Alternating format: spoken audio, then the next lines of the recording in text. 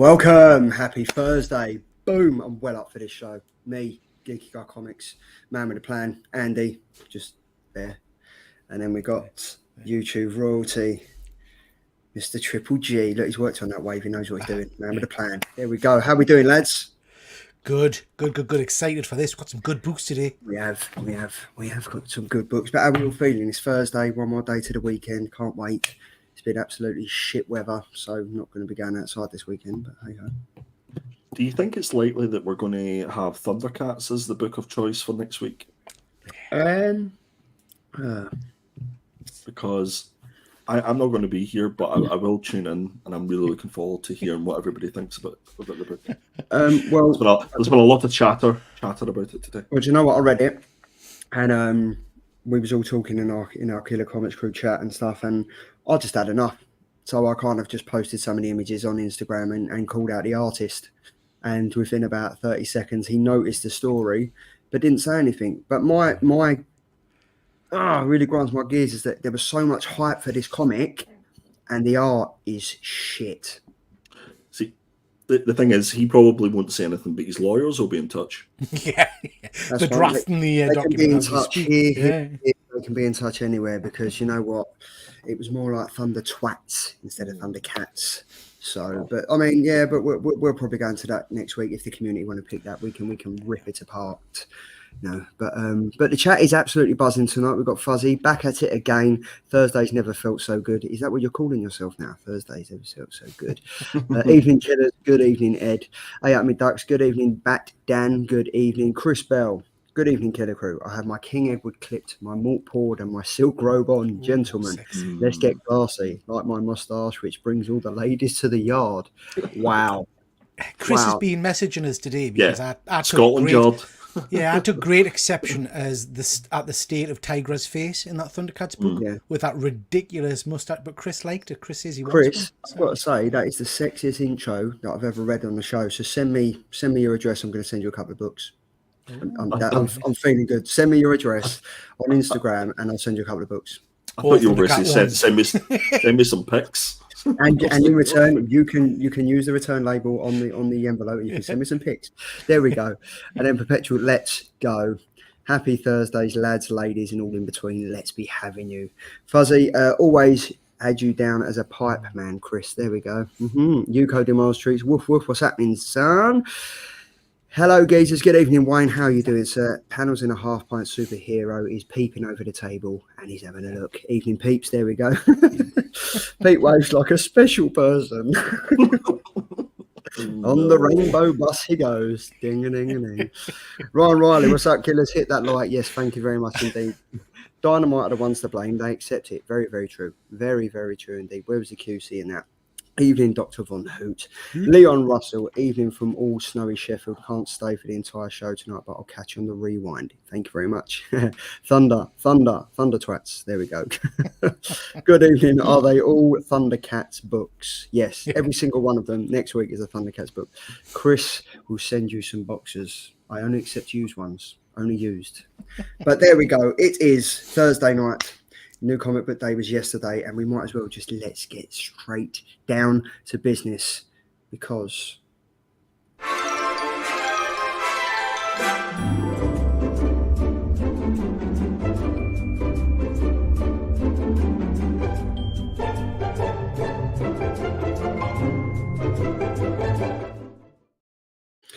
and as if by magic, we are at the Killer Covers, February 7th, which was New Comic Book Day yesterday.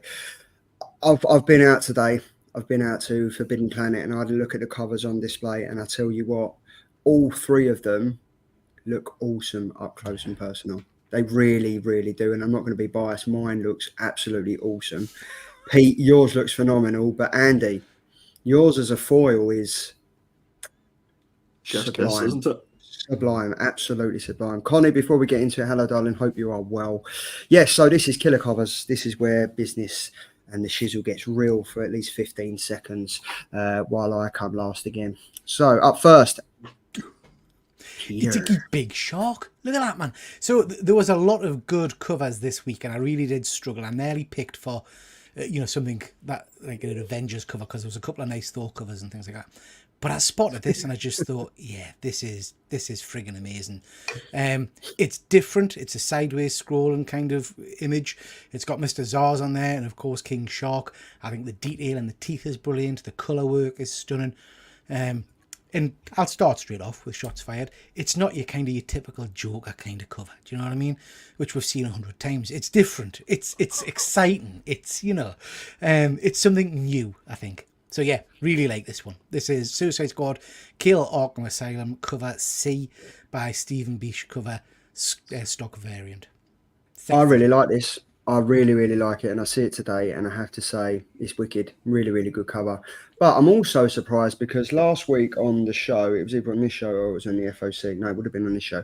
I said, I'm really looking forward to reading this because the game's good and stuff like that, and we spoke about how shit the game was. And you two, yes, you two below me that, I'm not going to read that. Not interested. Not on my street. But Charlie, I'm new to the show, kind of. But we're picking covers that appeal to us. We're not picking covers that were like the character or were like the book. It's meant to be about the artwork, isn't it? Yeah. So I completely agree with you. The book itself's dog shit, and I certainly won't be reading it. But the cover, stunning. I've got to disagree with you there. Your cover is absolutely amazing. But what I was trying to get at was that you said you weren't going to read it, which is fine because you've just said it's dog shit. Right. But the man that I'm really surprised that really enjoyed it is the man below me. Oh, you read it, haven't you? I forgot you messaged. Yeah. I did, yeah, and it was surprisingly readable. And I'll definitely be reading issue number 2. As for this cover, Peter, this is annoyingly good. Could you stop it? Because he got in early as well. He really did. He's learning the ropes. I'm learning the tricks now. Yeah, the trade dress, Andy. Look at where the trade dress is as well. Just subtle. Sexually subtle. Do you know what? I'm taking it in, Peter, and you're absolutely correct because they could have ruined this book, and they didn't, and it looks fantastic, and it's ferocious, and the colours are great, and it really pops because of that black background as well. Yeah. Well done, Peter. I'm tipping my proverbial hat to you. Thank you. I do appreciate that. Yeah. Peter also said he's sick of negative space variants and opened the box again yesterday. Liar, you charlatan. You know what I mean? Absolutely right, Fuzzy. And I only picked this one because I couldn't get to the Joker foil one quickly enough. Andy got there first. But yeah. But no, this is gorgeous. This is gorgeous. Up next. Now, guys, let's just stop a wee second here because this picture that's on the screen at the moment really doesn't do this book and this cover any justice. The artwork, I think, for this book is incredible. I love the background. I love the rain in the background. I love the colours. But I wish I had it to hand because, as I said, sorry, Fuzzy, this is a foil cover. But see the eye in the book, it really pops because of the foil. And it looks absolutely, to use a term used by Peter, it's tremendous. Absolutely tremendous. And I was really, really glad that I get in to pick this cover. But I think the vote won't go my way because I don't think this picture does it justice. You need to see it to believe it. I've seen this up close, and I tell you what, Andy, it really does look great. I don't know why, for the life of me, I didn't pick it up today. I really don't know why. It was the last one on the shelf, and for some reason, I was just like, nope, can't do it. It's because I picked it, wasn't it? That's you're like, I'm not. That would be like a vote to me. I mean, I'll raise your tremendous with a phenomenal because I'm a sucker. I am a sucker for a foil cover, and I think you're right, Andy. I'm not sure this sells it, but I'm imagining that the green foil on the hair will look spectacular, and the eye in particular. So I'll definitely be grabbing this, to be honest. James, if you have any spare, could you pop one of my pool link? Yeah, me too, please, James. Actually order this because I didn't think it would be as good, but I seen a picture of it today and I was just blown away by it. So. Oh yeah, why not? Yeah, do it for me as well. If not, I'll go back and buy it tomorrow. It's not a problem. This is a foil cover. Completely agree, Andy. There we go. God help the magpie in me. There we go. Look at this. But yeah, I do love this. Great cover. And then I've gone for this, right? How to Lose a Guy Gardener in 10 Days, issue number 1. Boring. Ariel Diaz. Do you know what? Guys, can somebody wake me up when this is finished, please? It looks absolutely. I love this. I thought it's great. I got in a Valentine's Day mood because Valentine's Day's next week. I thought this is awesome, and it's a really, really good piece. To be fair, it's really, really done well. And yeah, that's me. I've kind of picked. Is that an AI generated background? No, it's not. Are you sure? No. He done it with a pencil. He done it with a pencil. Yeah, he did. Yeah. Okay. I'm going to throw it. I like this. I like a Wonder Woman cover. There's something again sexy about her shiny bangles, and I do think this is presented well. I like the bouquets of flowers being offered to her. So yeah, I like this one. It's not my favourite, but I do like it. It's a lovely cover. It's a lovely cover. They are 3 good covers this week. 3 good covers. Who's going to be the winner? Don't know. The vote is now live over on the community tab. There's 21 people. Great turnout tonight. So yeah, so it should be a close knit thing. It probably won't be, but you know, who knows? But yeah, look, Sonic's comments. Thank you very much for joining. I love a DS cover. Another stunning cover. There we go. Chris Bell. It's a lovely cover, Bubba. It's a lovely cover, but it's the least lovely. Really? Okay. Wicked sexy cover. God help the magpie in me. So there we go. So yeah, 3 fantastic covers. Myself. You got Andy, and then you got Peter as well. But yeah, I think it's going to be a close call tonight. I think I probably won't be in the running, but hey ho, it's all about taking part. It's not. I want to win. So there we go. But yes, I really want to win. So, but yeah, so the vote is now live over on the community tab, and at the moment it's a good start. It's Andy, you're in first place, 50%. Peter's in second place with 40%, and I'm in last place with 10%. But we won't worry about that. Let's not worry about that yet. Let's just crack on with some top quality content of comic reviews. So this is week number 5, which was last week.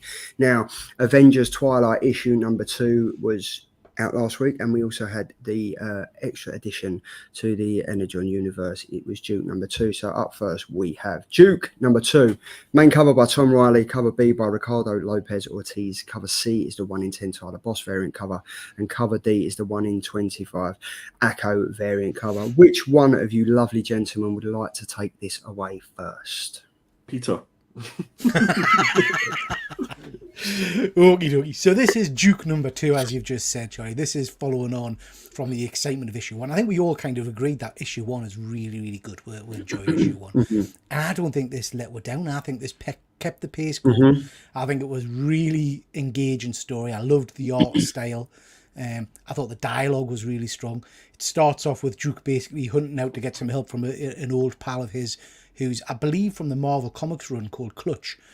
And I enjoyed the kind of the dialogue between them. Clutch in the old Marvel series was very much a womanizer and stuff, and I think they got that kind of spot on with this, with them forgetting the lady's name and all that kind of stuff. And then you get the kind of the first introduction of the Joes who've been sent to capture Duke and bring him back in. So you get these superb images there. That central image, I think, is absolutely phenomenal. And this is Rock and Roll, who's one of the original Joes. And then we'll get, I want to call him Stalker, also attacking, who's kind of the more collected person. There's a really cool bit where Stalker does a roundhouse kick and says he's been learning some moves from one of his pals, who's Snake Eyes, obviously. So I really enjoyed that bit. Duke gets captured, and then you kind of get the shock end, which is, I believe, going to be the new version of the Baroness, who's a big time Cobra bad guy. I just loved it. I thought it was interesting. It kept us going. But it really has for me, and I don't know what you guys think, but we touched a little bit on Cobra Commander a couple of weeks ago and said that it was kind of the weaker of the book so far.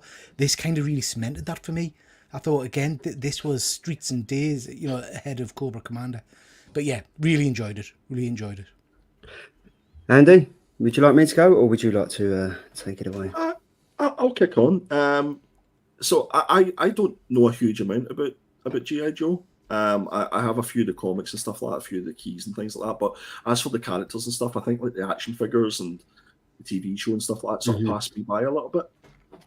Give me Centurions and give me Mask every single day. I'm your man. But I don't think that stopped me from enjoying issue number 1 and issue number 2 of this, because I think as a standalone series, completely sort of not knowing anything about the G.I. Joe sort of world, it's still engaging enough to make it enjoyable. I think the artwork does a lot for that as well. Is that middle page there is absolutely fantastic. But even just the sort of setting up of the world that they're in and stuff like that, and the environments that each of these characters are in is done really well as too.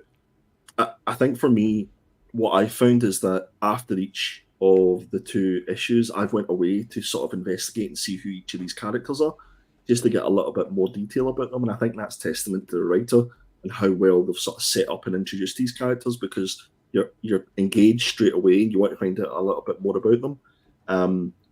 Much to my dismay at the end, I didn't have a clue who the character was at the end. No spoilers. So I had to message Peter to say, like, who is this? And then done Googles to find out who it was and what the backstory was. So there's a little bit of work that you have to put into this book. It's not just a case that you can sit back and, fully enjoy it. I think once you've understood a little bit more about the characters, it helps build that up. And I think what I'm looking forward to is when they have this like in a trade paperback. And because I'll have learned a little bit about the characters, I can probably start to enjoy the story a little bit more, because I'm stopping and starting and back pages just to try and understand it. Yeah.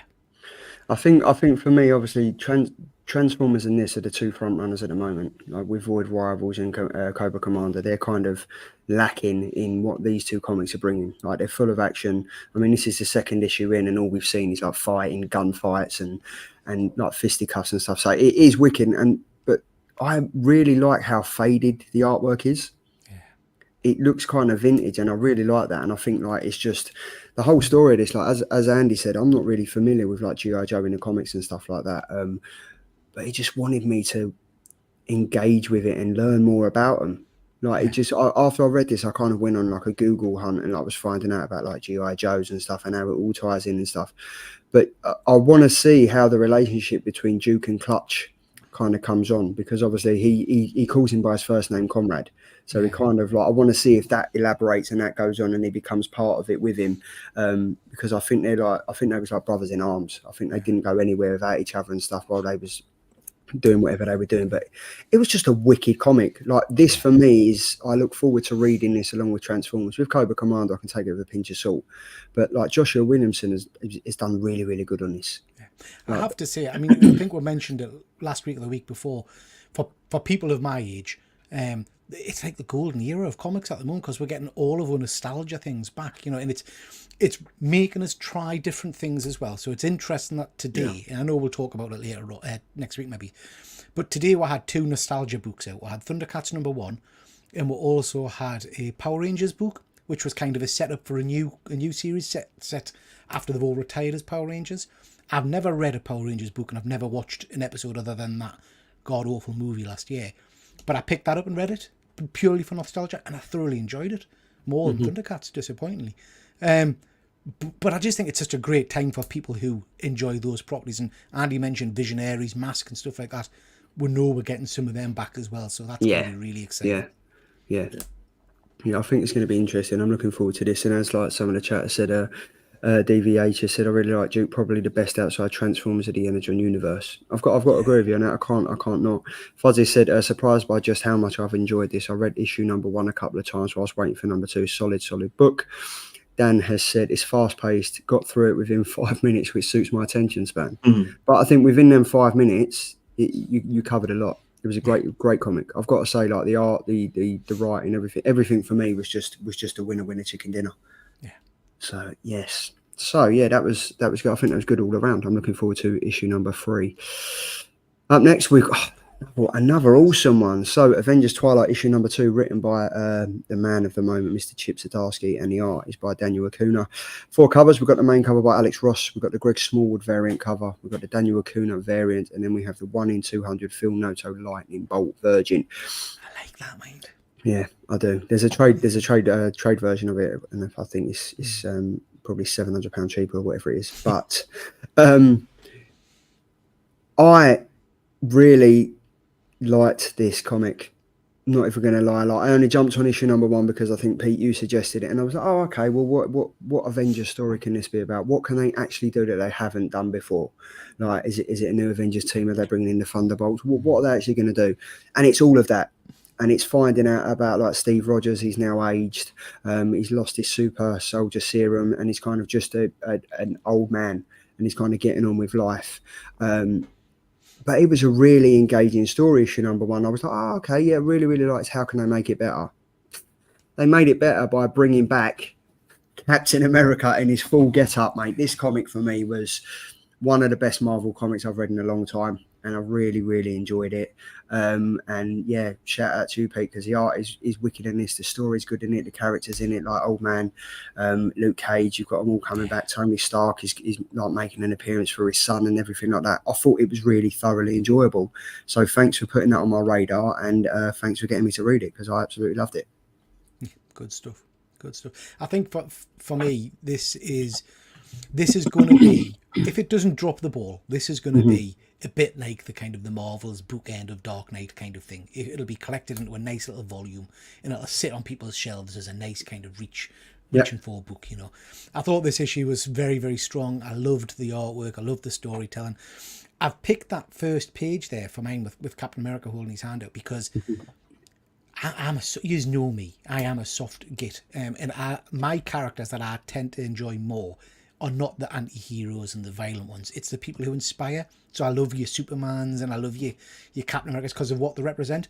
And this, I think, was the first or the second page in the issue too, where you've had the first issue of the horrible dystopian future, and you've got Cap reaching down there, and I can't read what it says, but it basically says something like, "It's going to be all right." And I just like, that's what I want. That's what I want from my Captain America. So yeah, this for me, it hit every kind of note I needed for it. It's great. Chip Zdarsky is the best Marvel writer, in my opinion. He's done it with Spider-Man, with Life Stories. He's done it with Daredevil and the fantastic run that he done. And then these 2 issues, which again, thanks to Fuzzy, thanks to you guys for picking them, kind of forces you to read them, where it would have passed me by unless. And I think that's the great thing about everybody that's involved in this whole comic scene, is that they'll recommend things. They'll let you know what they don't like, but they'll definitely let you know what they like. And it sort of gives you an incentive to pick them up and read them.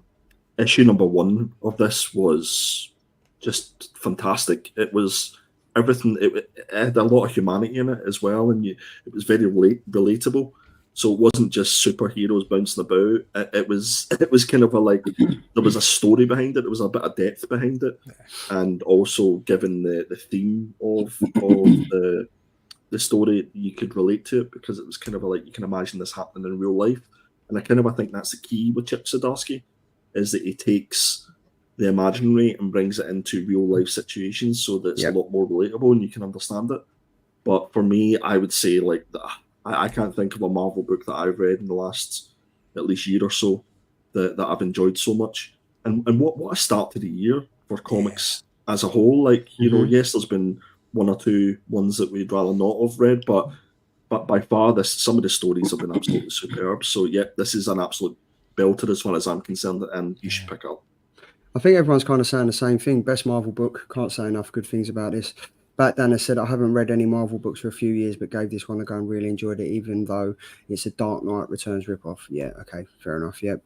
I hadn't read any. Box 1 and 2 in a one today. It flows well, if a shade sluggish for my taste, but it's queuing up some great moves, I'd say. Indeed. Phil, evening, sir. The price of these has jumped in the old eBay. And Deviator said, 100% couldn't agree more. The amount of great stories I've found because of you guys yourselves does not go unnoticed. Thank you very much. Thank you very much. Thank you very much. And Phil's Treehouse from across the pond evening, mate. Save a monitor, gently tap that like button. Ding, ding. Thank you very much. Awesome. So, yeah, I mean, I can't really sing his praises. I thoroughly enjoyed it. I think the interesting thing there was about the pace of this book. And I think that's not through accident that it's a kind of a slower pace, because the pace is reflecting on the characters because they're older. And not only have they slowed down in their thought processes, even though they don't think that they are, that you obviously, as you get older, you slow down and your thought processes slow down. So I think that is reflected in the sort of pace of the storyline. Yeah. Do you think, I really like Steve Rogers as an old man Captain America. I think he just works well, and I think there's a bit in it on the panel that I've picked on the right hand side where Luke Cage just like slaps him. straight round it back there. He's like, sort it out, like sort your shit out. What are you doing? And I kind of like the way that I think on the middle panel down below is kind of that that God, the American poster, we need you. The way that like Luke Cage is kind of pointing at him, because I think it's just wicked, and you can kind of see like a partnership building between them, and obviously it's kind of leading towards getting the old gang back together. But it's I mean, because obviously there's a bit in it where he kind of goes to Kamala Khan, and she's kind of settled down now. Like age has got to her as well. She's got like a family. She's become like a mum, and she's just getting on with life. And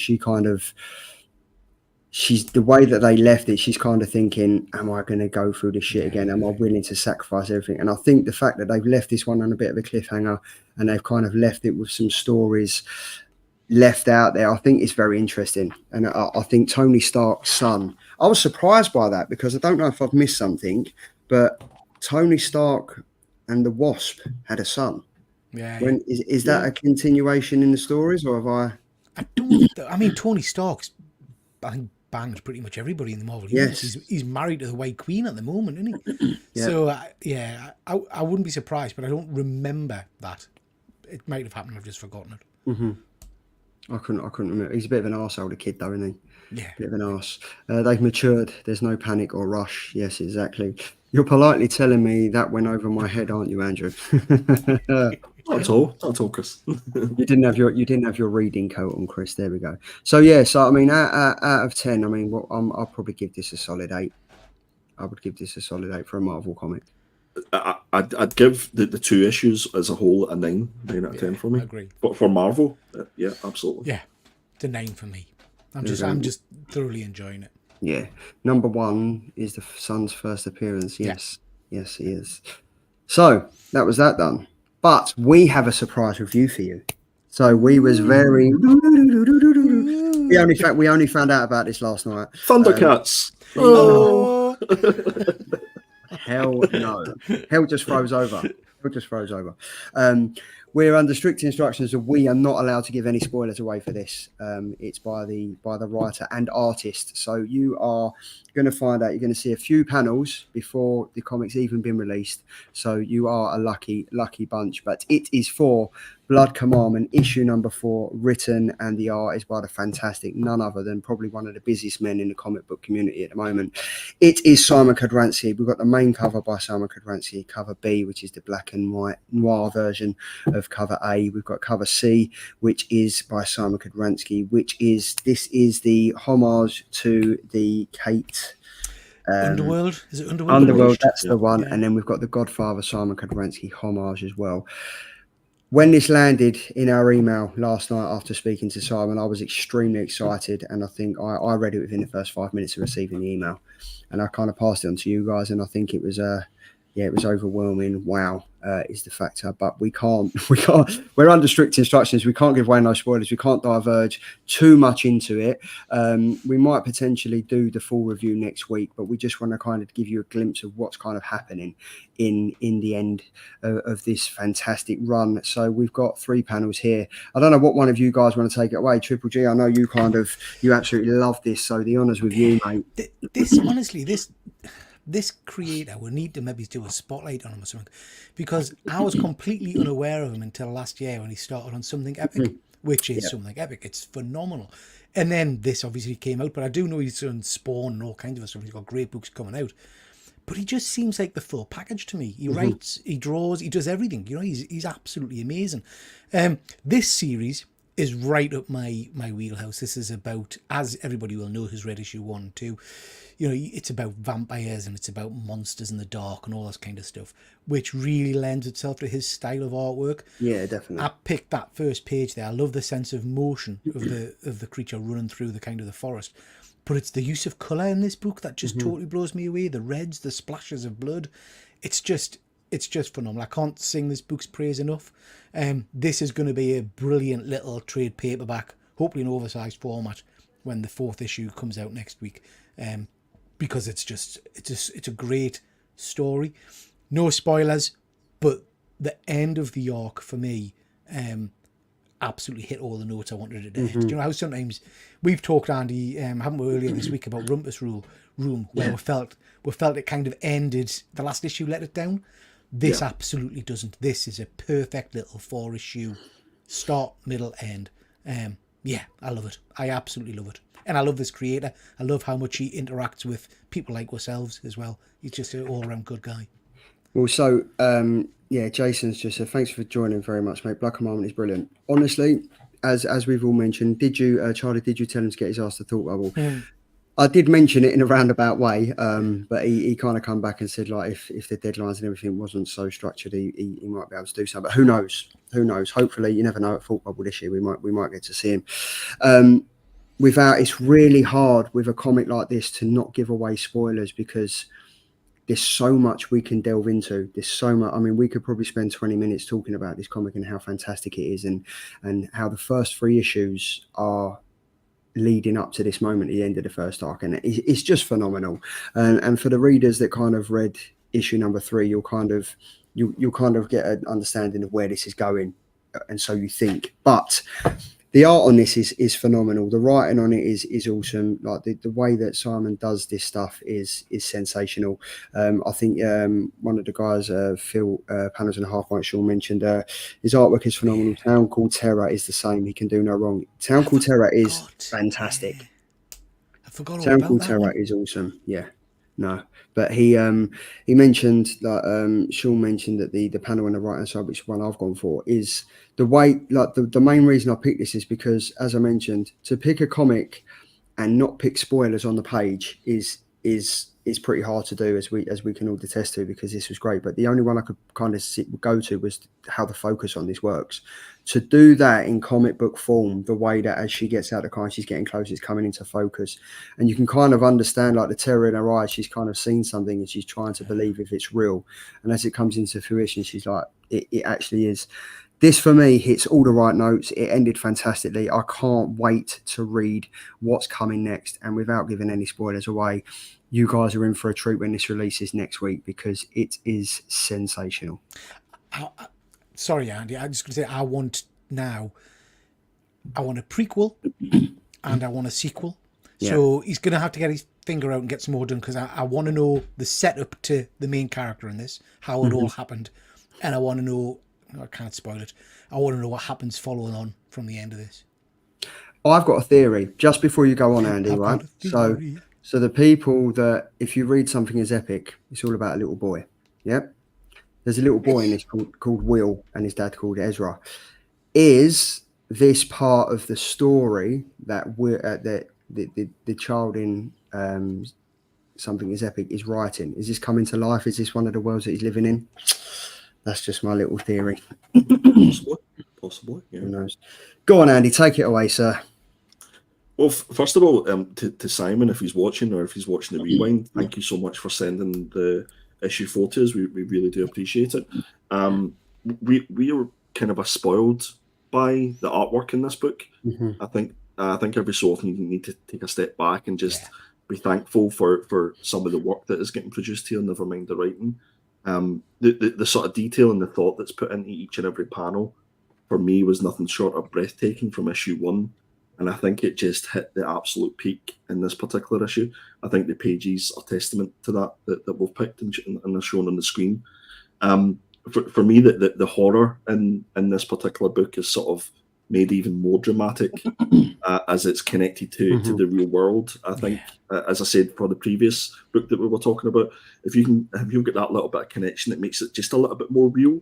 And I think a lot of people might just have the misconception that this book is just like a vampire story, but it really has humanity at the very core of every single issue, and it makes you relate to the characters, and you're kind of put in that position where what would you do if you had to make the choices that they had to?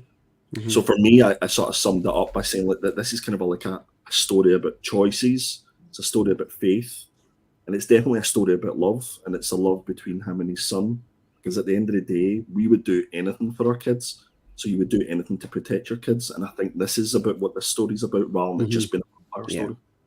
I think you're absolutely right, Angie, and I think, I would love to get him on a show to talk to him, because I think I said this about when we were talking about something epic. He writes pain. He writes kind of human pain, because something epic was a lot of it at the start was about, his mother with cancer and things like that. But he writes about that kind of loss and pain and faith, and this touches on religion, but it's more about spirituality and things like that. He writes it with such passion and skill. I'd love to know where that comes from, because I don't think you get that from reading a book. Do you know what I mean? I think that's lived experience. I'd love to know where he pulls all that from. Yeah, no, definitely. But it's a fantastic comic. We were very lucky to have it. So again, thank you to Simon for sending that through. We're looking forward to seeing what else he's got planned over the next coming years, because he's going to be busy. And I think we touched on it. Normally, it's kind of the artist will go to the publishers and say, "I've got something for you. Would you like to go for it?" But I think he's now set up where they're coming to him and saying, "What have you got for us? Can we do it?" But yeah, fantastic. Really looking forward to it. You guys are in for an absolute treat when it comes out next week. Next Wednesday that comes out. So we're looking forward to seeing what you guys think about it. But that was our little surprise to you. So yes. And I was going to say, if we can't get Simon over to Thought Bubble, then a little bit similar to what they've done for Scott Snyder during the pandemic, why don't we do like a live stream with him up on the screen and stuff like that? That would be pretty cool. Yeah, we should try it. We'll pull all the strings and see if we can make that happen for you guys. But yeah, another fantastic covers. For me, this topped all of them this week, because one, it was a surprise, and two, it was sensational. So yeah, that was 3 fantastic covers. It was a good week for reading. It was a good week. Let's have a quick look over at the vote at the moment. So in third place is myself with 24%. Just nudging ahead by a shark fin is Peter with 28%. And in first place, running away with it with 48%, is the Joker of the pack, Mr. Perpetua himself. So only time will tell if that is the way that it will end the show. But up next, we've got the killer indie picks for February 14th, which is next week. I've been looking forward to this all day, because there's an absolute barrage of fantastic comics coming out next week. Up first, Andy. Yeah, I went for the Infernals issue number 1. This is through Image Comics, and it is written by Ryan Parrott and Noah Gardner, and John Pearson is doing the artwork. The synopsis for this is Abe Morgenstern, the son of Satan, has 1 month to live before he dies. He must decide which of the 3 wayward children, volatile narcissist Nero, conflicted field operative Jacko, or troubled schoolgirl B, will inherit his shadowy empire. I think this sounds all sorts of amazing. The artwork looks fantastic, and I know that there's a B cover that you might be interested in picking up there, Peter. Yeah, so Fuzzy brought this to my attention on Monday night. So Alex Cormack, who's a tremendous artist, is doing the cover B for this. Fuzzy sent us the synopsis over, and I didn't even know this was coming out. So this hit me straight away. I'd definitely be reading this. It sounds amazing. Yeah, I'm looking forward to this. I think it's going to be. It's a fun time to be alive for comics, to be fair. Like, this looks wicked. It touches and ticks all my boxes. So yeah, I'm very, very much looking forward to this. And Ryan Parrott is obviously the known writer for Power Rangers. So it should be a good one. So looking forward to that. Then we've got Petrol Head number 4. Now this is written by Rob Williams and the art by Piper. I've been loving this. I've really been enjoying it, and for those of you who haven't been reading it, basically the premise of this is the city is all the city protects. The O's deadliest racer, Supercar Star, has tracked down the Petrol Head and Co. Their only hope, a Petrol Head showdown race. Meanwhile, can Satnav Sid find a sneaky backdoor out of the smog zone? After all, he's a rot old geezer, and no mistake. A frantic, kinetic and wildly colourful ride of the kind that reminds why comics are so great. Anyone reading this? I'm not. No, I'm not. Missed it. I kind of got like I should be. Yeah. I kind of got into it because Tom mentioned it to me. So issue 1 was jump straight into the non-human race with 42 robo-gorgeous launch issue story pages in a climactic crisis-ravaged future metropolis. An old, grumpy, obsolete, smoke-belching, cigar-chomping, hot rod racing robot is one 12-year-old girl's only hope. Together, can they outrace the chasing robocops with an invention that might just save humanity? Honestly, it's a really fun read. It's a really good read. There's 6 issues of it coming out, so if you're not on it already, I would jump on it and give it a read. So yeah, Petrol Head issue number 4. Then we've got Kill Your Darlings. This for me just gets better and better. 6 issues. Loving this series. I don't think it was my pick, was it? Can't remember who No, picked this. I picked this But one. it's- But I thought, why not?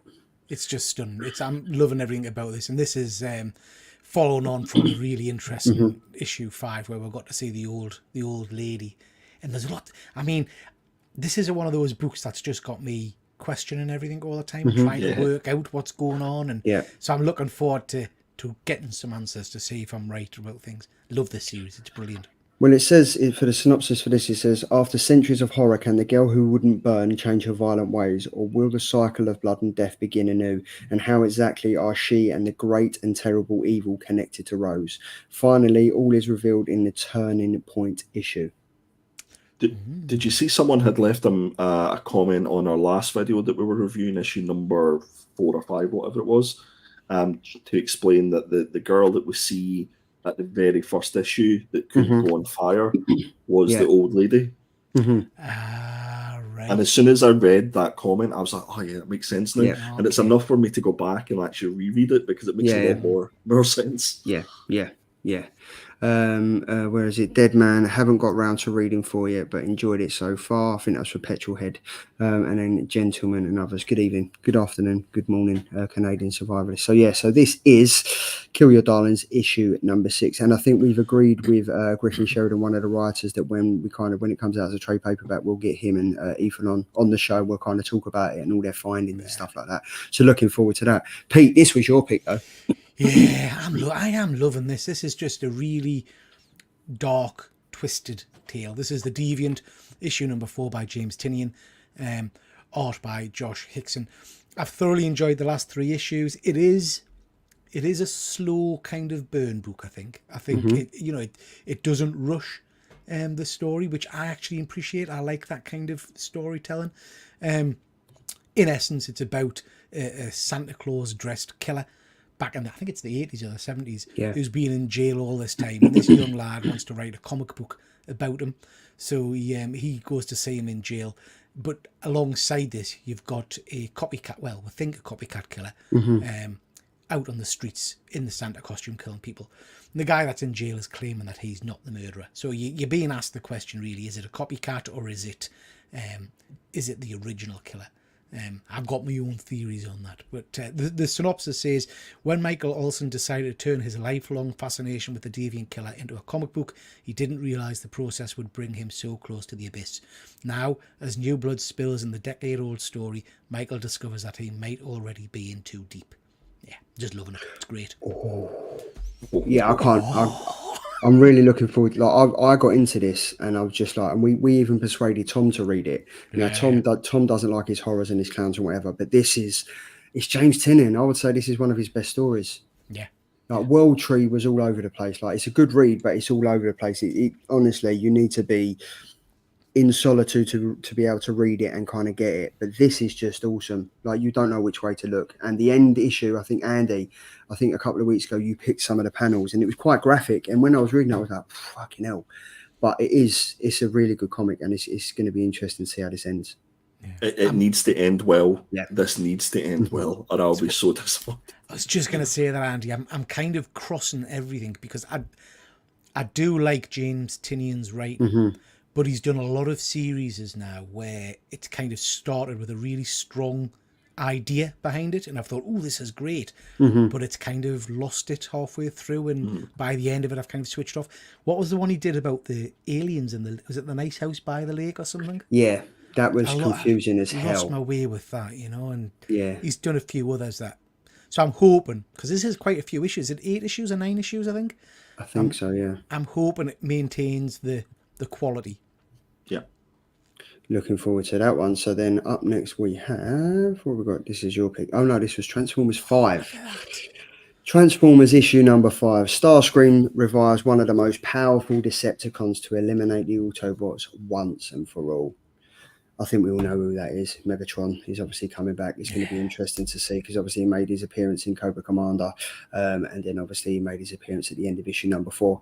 Don't really think there's much to say about this. Issue number 6 is going to be Daniel Warren Johnson's last art piece in it, and then it goes over to I can't remember who it's going over to, but it's going to be. I'm looking forward to this one.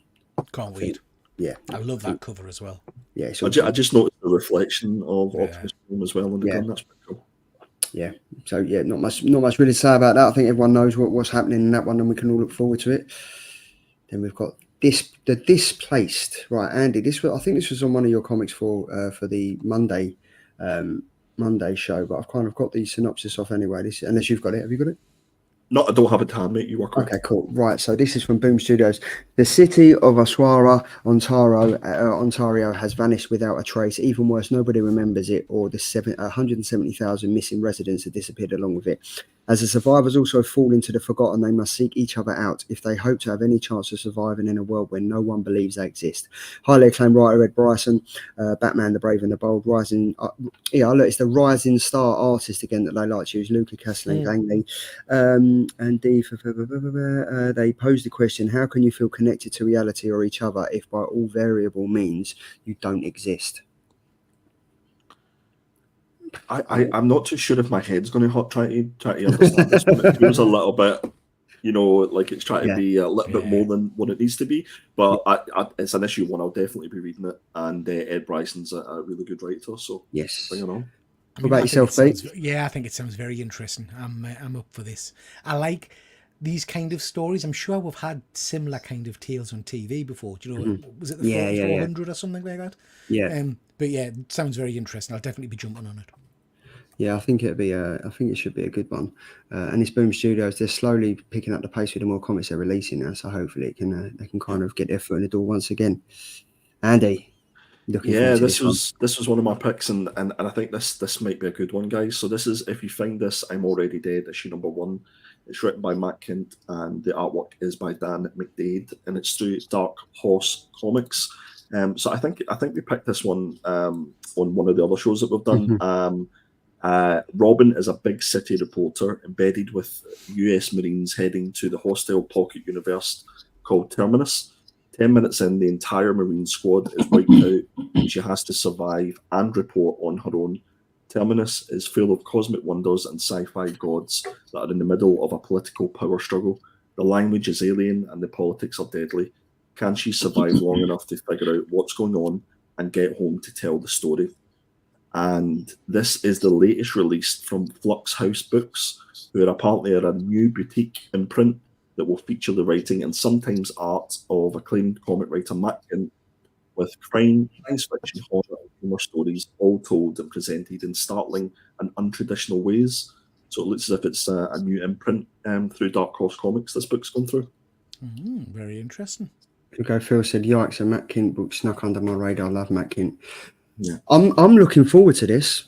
Like there's some really good covers out for it, and I really like the fact that they've covered her mouth with the words. I think that looks great. I'm loving this. I'm looking forward to reading that. Sounds very interesting. I mean, I am intrigued. Yeah, definitely. And Dark Horse Comics as well. They're pretty decent.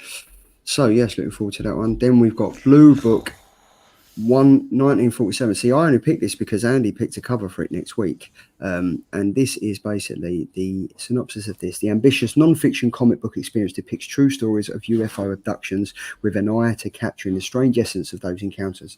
In 1947, Kenneth Arnold flew his cool Air A2 over the skies of the Pacific Northwest when all of a sudden he saw a blinding flash silver of light. What followed was a bizarre and difficult explanation encounter with several flying objects that would change the course of his life forever. Tiny Onion Studios is obviously James Tynion, and Dark Horse Comics present a line of upcoming creator-owned work from the mind of James Tynion across a broad spectrum of his interests. Also includes a true weird backup story by Zach Thompson, Gavin Fullerton, and Aditya Bidikar. Now there was a first arc of this, wasn't there? Which was I think I got 3 issues in and was kind of like, okay, it's not the X-Files and it's not really doing it for me. But the problem that I did with this book is that because it's literally based on true story, and there's very little deviation in the actual story, is I went and Wikipedia'd it. So I knew exactly what had happened in real life, and it meant whenever I got to actually reading the issues that it was kind of a ruin for me. And also the fact that there was that backup story as well, which I think whenever when we reviewed it, we'd sort of agreed that it was unnecessary. It's like, just give me more of the main story rather than yeah, backup story, because it was really wacky and weird, some of the backup stories. yeah. It was. Let's be honest, it was cack. So I mean, I'm a massive UFO nut. I love all this stuff, the X-Files stuff, and I was absolutely hyper for this. And like you, Andy, I knew the original story inside out and all the rest of it. I found it dull as ditch water, and I don't know why. I don't know if it was just the writing style or it just did nothing for us. That the main tale and the second tales were always just mental, just like they were just random fillers. craziness. They were just fillers, you know? It was like a history lesson in comic form. Yeah, it was weird. The first one. I do like that cover though. Do you notice that the reflection is The alien? Yeah, I was just about to say that. Cool. Yeah. Deadman has said, I've been subbing to a new company and there's so much good stuff coming out. I'm up to 97 over the next 2 months and one of them is displaced. Nice to know I'm on the same page as Andy. Not sure if that's a good page to be on, but you know, we've been flipping through it for years and we still find good stuff. So you should be okay. You should be okay. So again, that's Dark Horse Comics. And then we've got Scout Comics, The Veil. So this is acclaimed and award-winning artist Gabriel Hernandez Walter and El Torres present their renowned work in a long-awaited edition, remastered and relettered, revisit the horror masterpiece, enter the world of Chris Luna, a private investigator who works for the dead. But the dead don't pay much. A psychic with the ability to pierce the veil between worlds, Chris must return to her hometown to face a lurking darkness that has been waiting for her. Prepare for a chilling journey as Chris Luna battles both the supernatural and her own past in a gripping tale of horror and unknown. I'm all over this. That's right up my street. Sounds brilliant. 100%. Yeah, I can't. It sounds like a movie. I love the cover. I love the bleeding eyes. It just, it looks great. And Gabrielle Walter done the artwork for, do you remember The Phantom Road by Jeff Lemire? Oh, yeah. Yeah. That's who done that artwork. So he done, The Vision and The Phantom Road. And then the writer, El Torres, done Roman Ritual and Straight Jacket. I'm not I don't know either of thingy them. of that. But yeah, I'm looking forward to this. And Scout Comics, again, is a proper indie comic. So yeah, I'm looking forward to that one. Then we've got, I told you it was a banger this week. There's some really good indie comics coming out. We've got Baba. I see this and just had to put this in. This just is from Blood Moon Comics and it looks batshit crazy. And I was like, do you know what? Why not put it in? Because I think this looks great. They call me Mr. Humbaba. Telephone Bumba. Right, so this is by Blood Moon Comics. Right, this just honestly, right, so even the premise of this sounds batshit crazy, right? Deep in the bayou of Louisiana, our hero Phil, after being manipulated by sinister forces, must redeem himself after inadvertently unleashing an unspeakable and dangerous mutant creature in an enchanted wildlife refuge. It's mayhem in the bayou with mutants, spirits, and cyborgs, and it all mixes to create a gumbo of horror, comedy, and science fiction. Sorry, I'm all over this. This is, literally, when I see this, I was so excited. I was like, this looks wicked. I've never even heard of Blood Moon Comics. Do they sell them in Forbidden Planet and places? I've never even seen them. I think you would need to specifically order these bad boys in through previews. Yeah, I looked up Ricky Sykes and I can't see them doing any other comics. This is like the first one. So yeah, it definitely sounds intriguing. Now that you've brought it to my attention, we're going to have to read it. But you know what I like about this? You know where it says "not for children"? They put an S on that, and it looks like a bogey. It's not for children. There we go. The Humbaba is a worm as well. There we go. The Humbaba. That's my nickname for you now, Pete. When we get to Humbaba, where's Humbaba? I was going to get the shots at the bar. But to be fair, you'll come back with shots looking like a Humbaba, so you know it's not. Is that shots or snots? Hey. Oh, who knows? But I'm looking for Blood Moon Comics. I'm looking forward to reading this. I'm gonna probably have to go and get this, and then I'll have to send it over to you guys. But yeah, I'm looking forward to this one. And then last but not least, we have Asylum Press. I've gone deep into the bayou to find these indie publishers. I have. This is Undead Evil, issue number 1, written by Frank Forte, and the art is by Ninand Guganja.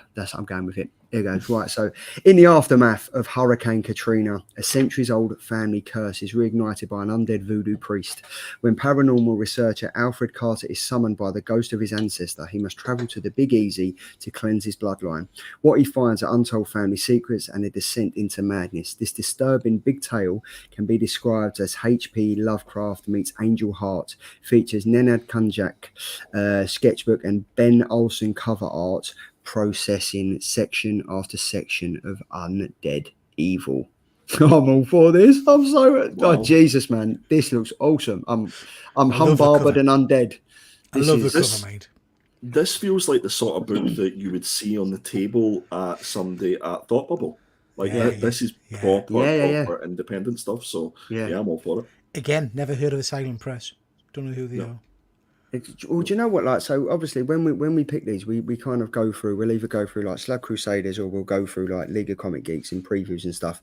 I was literally going through today, and I kind of went through the tick list and unticked everything, and then just ticked the random ones like Asylum Press and Blood Moon Comics. They've got some good stuff. It just doesn't get shouted about, and this is the forum for it. If you've got. Apparently, Asylum Press. Frank Forte is the owner of Asylum Press. I've just done a bit of a Google there. So Frank, who's writing this book, is the owner of Asylum Press. So we must get on the press list for Asylum Press. Do you know what? I'm reaching out to Frank Forte after this, because this is the forum where Asylum Press needs to be heard, and I want to get my. Just let them know that reviewing comics is our forte. Yeah. Yes, we do, and I just want to get. I want to get my humbarber going while I'm reading Undead Evil, and it's just all batshit crazy. I'm all for that. This is all about fun and games, indie comics. Looking forward to this. So yeah, this has been it's been a good one this week. Look, I amuse myself. Peter's sometimes. face, pure Peter. You know, Peter's going to release a video in like 15 minutes, like humbarber review issue number one. Right. Yeah, a exactly, review.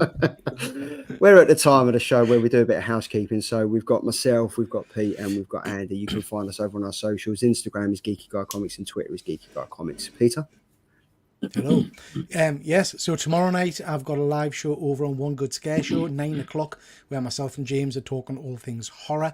I'll have Saturday Night Live on Saturday, and then on Monday I've got another live show, but I don't know what, because I haven't planned it yet. But we'll have another live show on Monday. Lots of Can we videos. call that the humbarber show? The Humbarber. We'll do a Humbarber show. I've actually already put out a review for Thundercats 1, so that Yes, you went have. live earlier today, and then I've got various videos as the weekends go on. Yes. And Andy, you lovely man.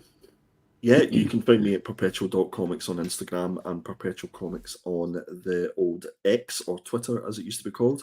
I'm off my hollybobs next week, guys, so I won't be here, but I'll leave you in the capable hands of these two gentlemen.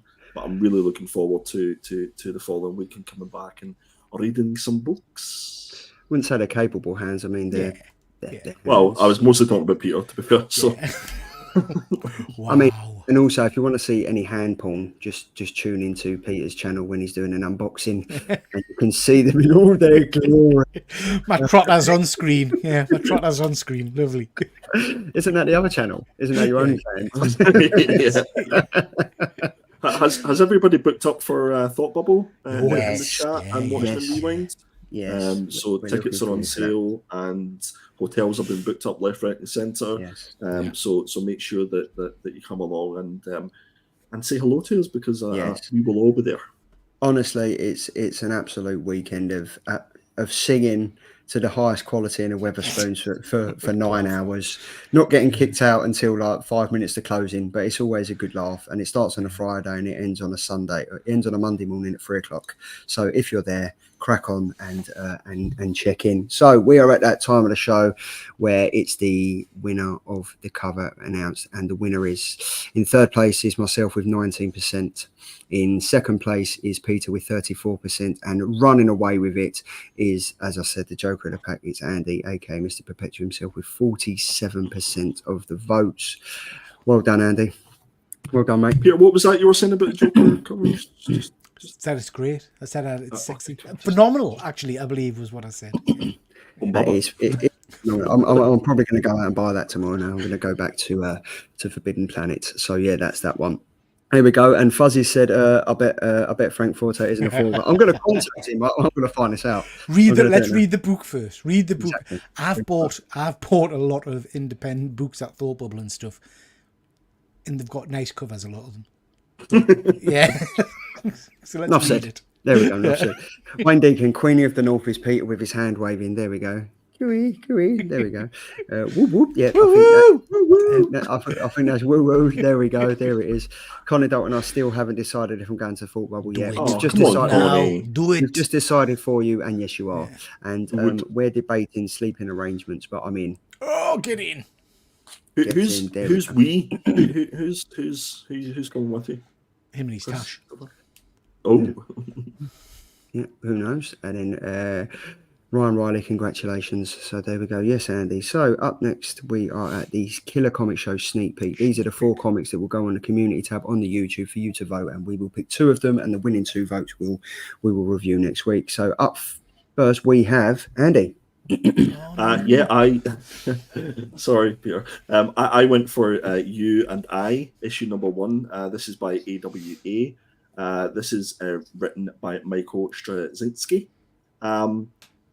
I think myself and Peter have read this, and we're still digesting it. That's all I'll say at the moment. And the funny thing is, it's getting a lot of like really high reviews. Have you read it as well, Charlie? Yeah, my brain's still frazzled. No, yeah. I think I liked it. I mean, it was intriguing to say the least. It's part of the resistance. It's part of the resistance fallout and stuff like that, which I think I'd have to read that again. Have I missed something? This. Yeah.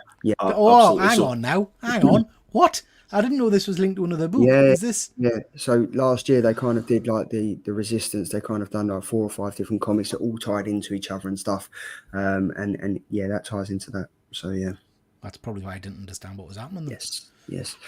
Chris has just said my wife is deciding if I'm allowed to sleep out. Ooh, kinky. Waiting for this to arrive. Heard great things. Good. Peter, your pick.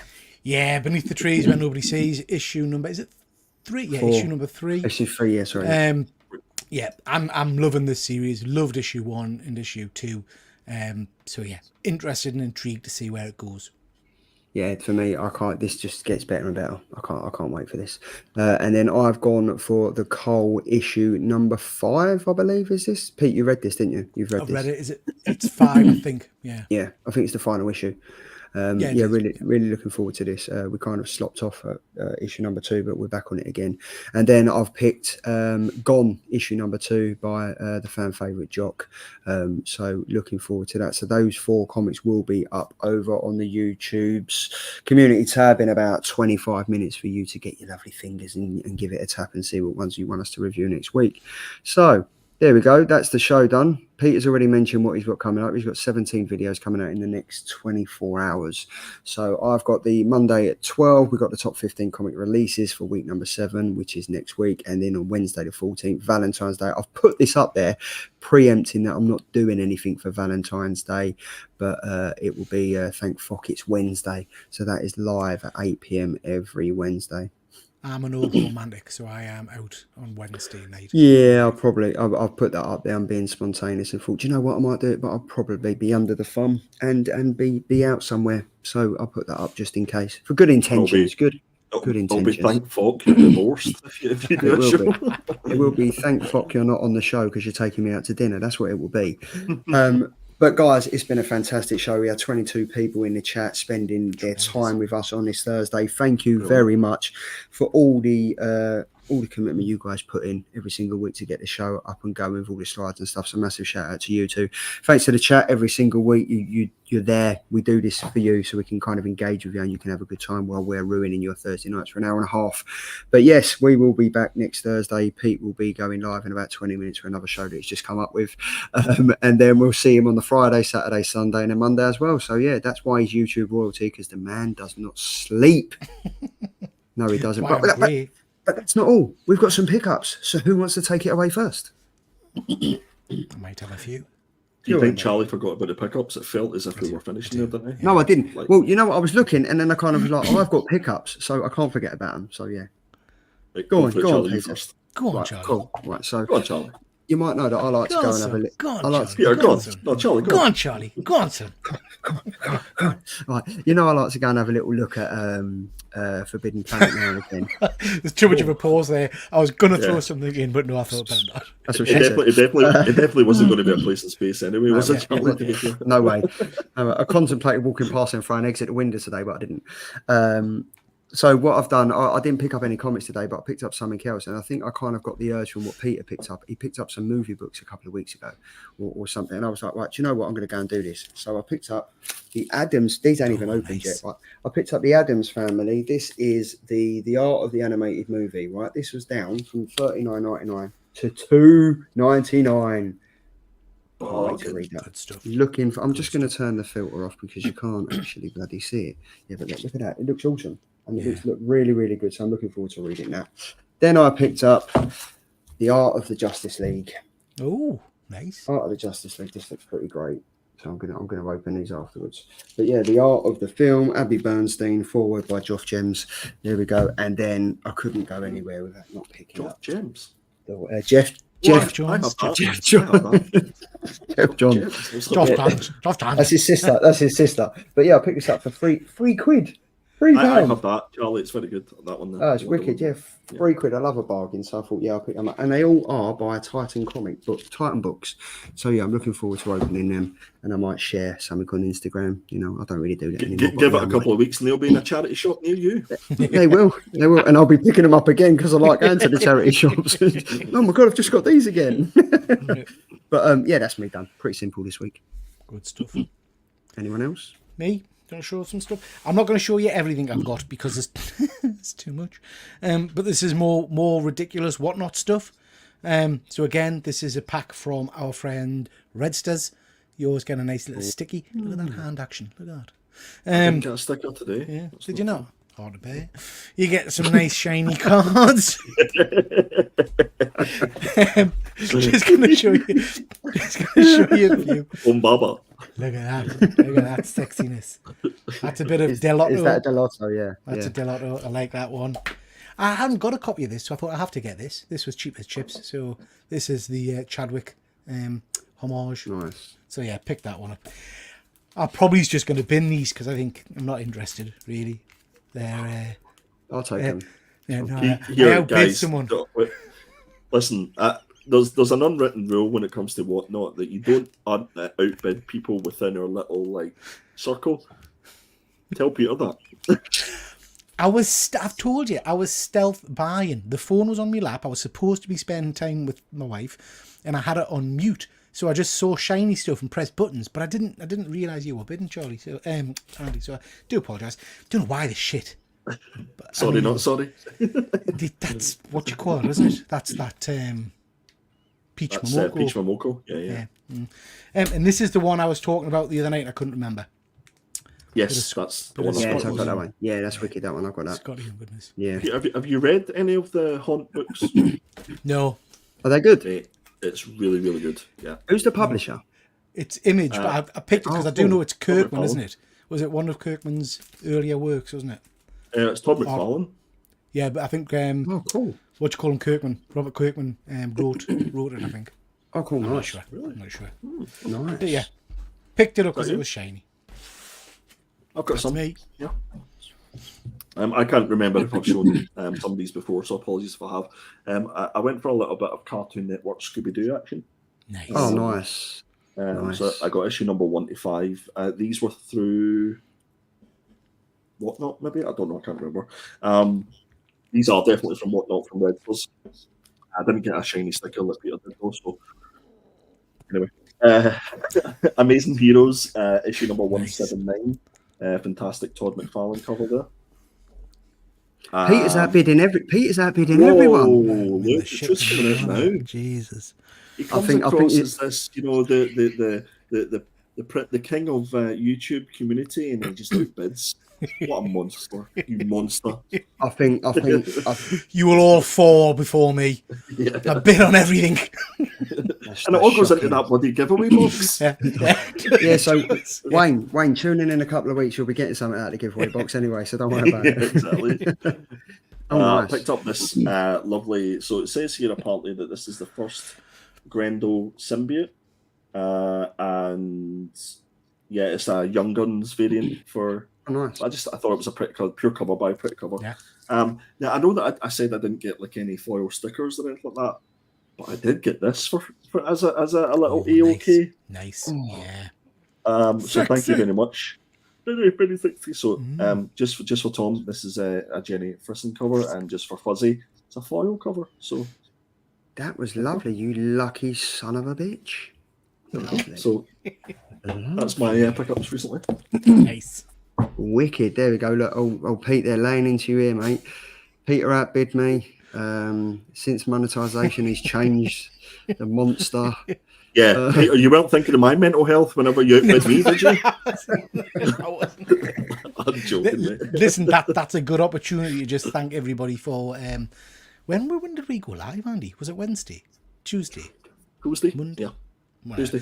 Can't remember, but just to thank everybody, because everybody donated massively on the channel, and we've got £55 worth in donations.